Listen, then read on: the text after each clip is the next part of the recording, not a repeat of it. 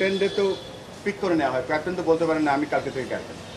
সেই যোগ্যতা তাদের আছে এবং সেই যোগ্যতার তাদের যে মাঠের পারফরমেন্স, একটা দল নিয়ে এগিয়ে যাওয়ার পারফরমেন্স, সেটা চেষ্টা করব ক্রিকেটের বাংলাদেশের উন্নয়নের পারফরমেন্সও তাদেরকে শরিক করা।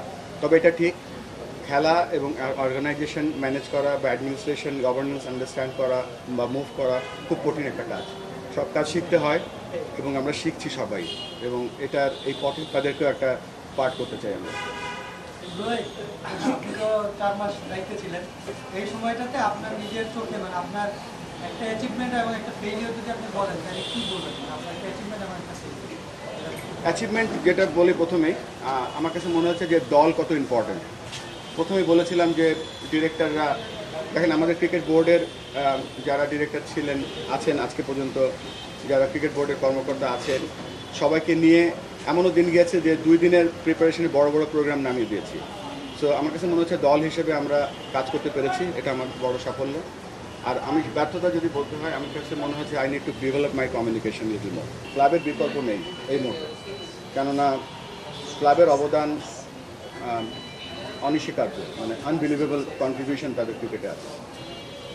অ্যাকচুয়াল তাদের রোলটা কি, ক্রিকেটের তাদের কতটুকু প্রয়োজনীয়তা আছে, তারা কতটুকু কন্ট্রিবিউশন করতে পারে বাংলাদেশ ক্রিকেটে, সেটা আমরা তুলে ধরবো এবং চেষ্টা করব তাদেরকে ম্যানেজ করার। এবং ঘুরে ফিরে তো আমরা একটা সমাজেরই লোক, হয়তো আমরা পারবো ইনশাল্লাহ।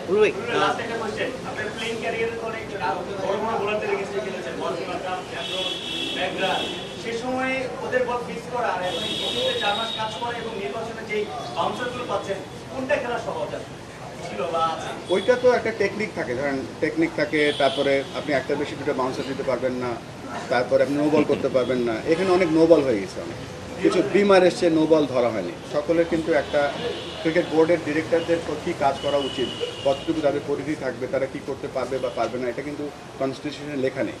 বাট আমরা লেখার আগ পর্যন্ত একটা অলিখিত নিয়ম করে নেব এবং সকলকে সেখানে সই করিয়ে নিব, যাতে এই কনফ্লিক্ট অফ ইন্টারেস্ট ব্যাপারটা না থাকে, এবং চেষ্টা করব জিরো টলারেন্স থাকবে এই জায়গাটাতে। কেননা আমি যখন বোর্ডের বাইরে ছিলাম খুব সমালোচনা করতাম, এটা নাই ওটা নাই।